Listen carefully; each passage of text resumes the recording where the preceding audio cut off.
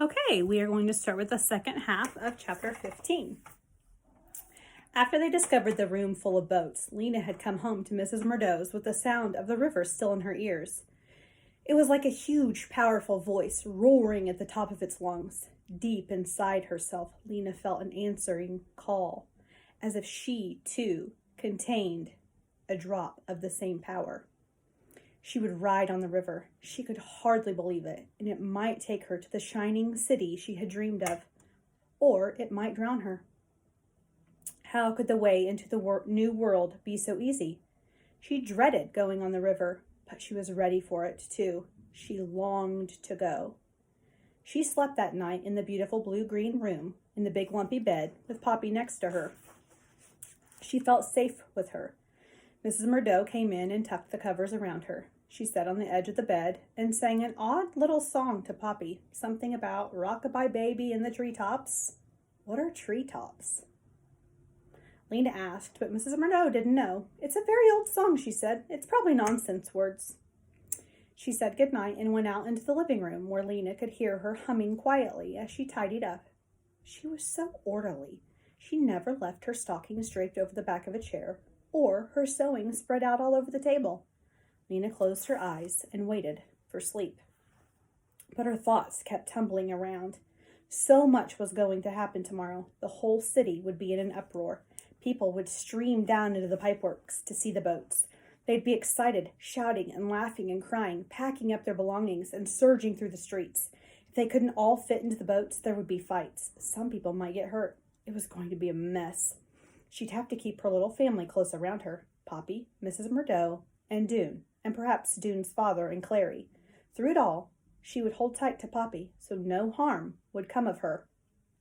It seemed she had barely closed her eyes when she felt Poppy's hard little heels banging against her shins. "Time to get up, get up, get up," Poppy chirped. She got out of bed and dressed herself and Poppy. In the kitchen, Mrs. Murdo was mashing potatoes for breakfast. How lovely, Lena thought, to have breakfast cooked for her. To hear water bubbling in the pot and find a bowl and a spoon set out on the table and vitamins lined up neatly beside a cup of beet tea. I could live here forever, Lena thought, before she remembered that in a day or two they would all be leaving. There was a sudden banging at the front door. Mrs. Murdo dried her hands and went to answer it, but before she'd taken 3 steps, the banging came again. I'm coming, Mrs. Murdo cried, and when she opened the door, there was Doone. His face was flushed, and he was breathing hard. He had a bulging pillowcase slung over his shoulder. He looked past Mrs. Murdo to Lena. I have to talk to you, he said, right now, but... He threw a doubtful glance at Mrs. Murdo. Lena scrambled up from the table. In here, she said, towing him towards the blue-green room. When she had closed the door, Doone told her what happened. They'll come for you, too, he said, any minute. We have to get out of here. We have to hide from them. Lena could hardly make sense of what he was saying. They were in trouble? Her legs were shaky at the knees. Hide, she said. Hide where? We could go to the school. No one would be there today. Or the library. It's almost always open, even on holidays. He hopped impatiently from foot to foot. But we have to go fast. We have to go now. They have signs up all over the city. Signs? Telling people to report us if they see us.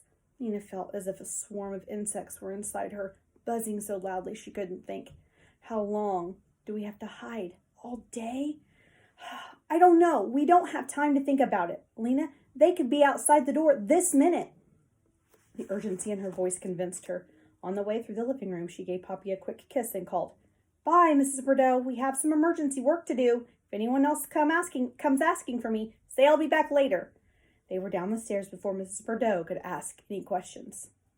Once in the street, they ran. Where to? Lena thought.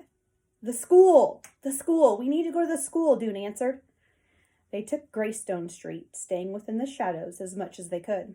As they passed the shoe shop, Lena saw a white piece of paper stuck out of the window. She glanced at it, and her heart gave a wild jump. Her name and Doone's were written on it in big black letters. Doone Harrow and Lena Mayfleet, wanted for spreading vicious rumors. If you see them, report to Mayor's chief guard. Believe nothing they say. Reward. She snatched the poster off the window, crumpled it up, and tossed it into the nearest trash can. In the next block, she tore down 2 more, and Dune ripped one off of the lamppost. But there were too many to get them all, and they didn't have time to waste. They ran faster. On this holiday, people slept late, and because the stores were closed, the streets were nearly empty. Still, they took the long route all the way out by the beehives to avoid Spark Swallow Square, where a few people might be standing around and talking. They ran past the greenhouses and up Deadlock Street. As they crossed Night Street, Lena glanced to her left. 2 blocks away, a couple of guards were crossing to Greengate Square. She tapped Dune's shoulder and pointed. He saw, and they ran faster. Had they been noticed? Lena thought not. They would have heard a shout if the guards had seen them. They got to the school and went in through the back door. In the wide hallway, their footsteps echoed on the wooden floor. It was strange to be here again, and to be here alone, without the clatter and chatter of other children. The hallway, with its 8 doors, seemed smaller to Lena than it had when she was a student, and shabbier. The planks of the floor were scuffed gray, and there was a cloud of finger smudges around the doorknob of every room. They went in Mrs. Thorne's room and out of habit sat at their old desks. "I don't think they'll look for us here," said Dune. "If they do, we can crawl into the paper cabinet." He set his pack down next to him on the floor. For a while, they just sat there, getting their breath back. They hadn't turned the light on, so the room was dim. The only light came from beneath the blind over the window. "Those posters," Lena said after a while. "Yes, everyone will see them. What will they do to us if they catch us?" "I don't know. Something to keep us from telling what we do or what we know. Put us in the prison room, maybe? I don't know." Lena ran her finger along the bee carved in the desktop. It felt like a very long time since she'd last sat at this desk. "We can't hide in here forever," she said. "No," said Dune, "just until it's time for the singing. Then, when everyone is gathered in Harkin Square, we'll go and tell about the boats and the mayor." "Won't we? I haven't really thought about it. I haven't had a chance to think about anything this morning." "But the guards are always there in the singing." "Standing next to the mayor," said Lena. "They'd grab us as soon as we opened our mouths." Dune's eyebrows came together in a dark line. "You're right." "So what will we do?" It was like finding yourself on a dead-end street, Lena thought. There was no way out. She stared blankly at the things that had once been her daily companions. The teacher's desk, the stack of paper, the book of the City of Ember, and its special shelf. The old words ran through her head. "There's no place but Ember. Ember is the only light in the dark world." She knew now that wasn't true. There was someplace else, the place where the boats would take them. As if Dune had read her thoughts, he looked up. "We could go." "Go where?" she said, though she knew right away what he meant. "Wherever the river leads," he said. He gestured to the pillowcase sack. "I packed up my bag this morning. I'm all ready. I'm sure I have enough for you, too." Lena felt her heart shrink a little. "Go by ourselves," she said, "without telling anyone?" "We will tell them." Dune was on his feet now. He went to the cabinet and got a sheet of paper. "We'll write a note explaining everything. A note to someone we trust. Someone who will believe us." "But I can't just leave," said Lena. "How could I leave Poppy? And not even say goodbye to her? Not know where I'm going and if I'm ever coming back? How could you go without saying goodbye to your father?"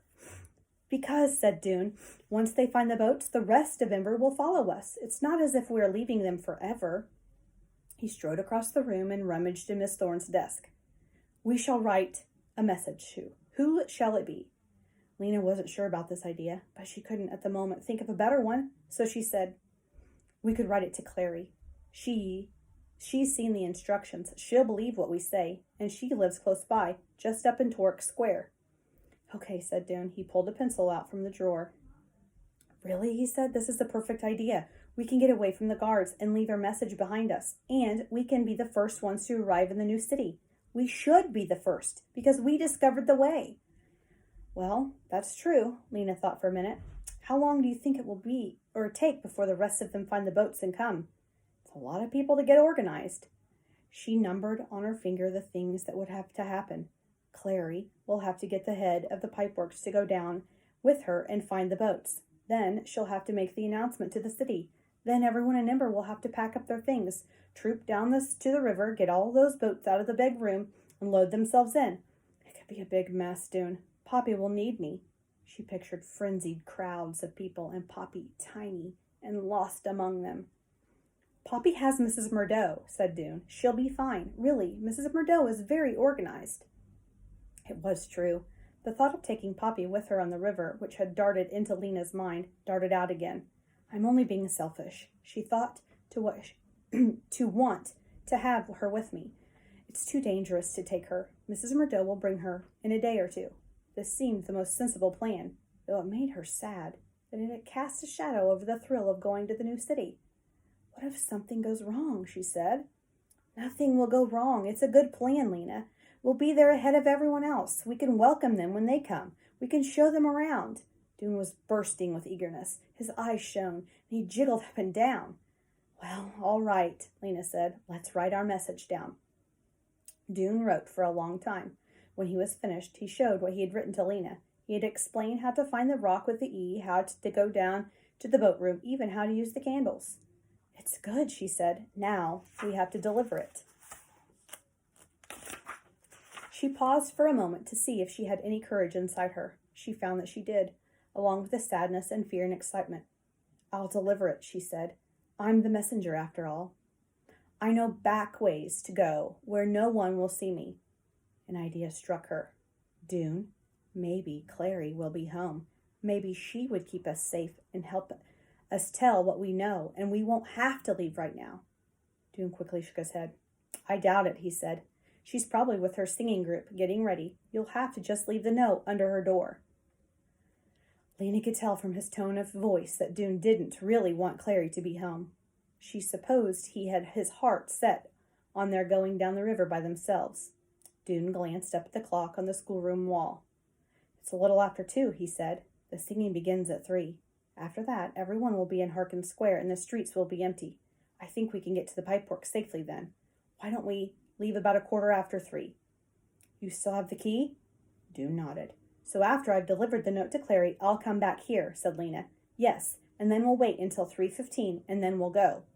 Lena got up from the cramped desk and went to the window. She moved the blind a little and peered out.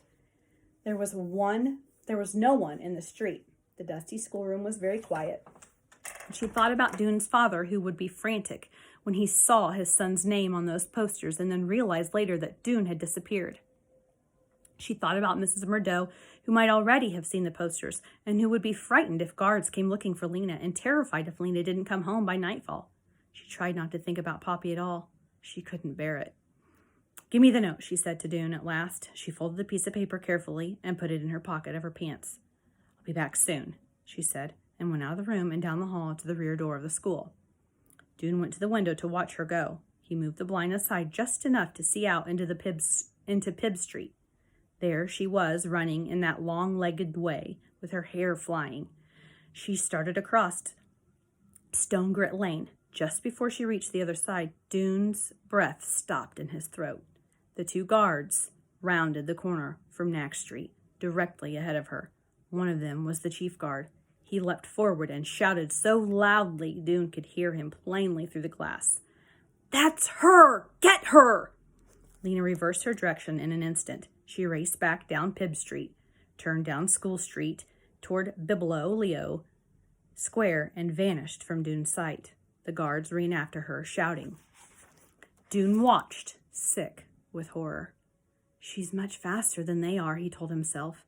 She'll lose them. She knows places to hide. He stood frozen next to the window, hardly breathing. They won't catch her, he thought. I'm sure they won't catch her.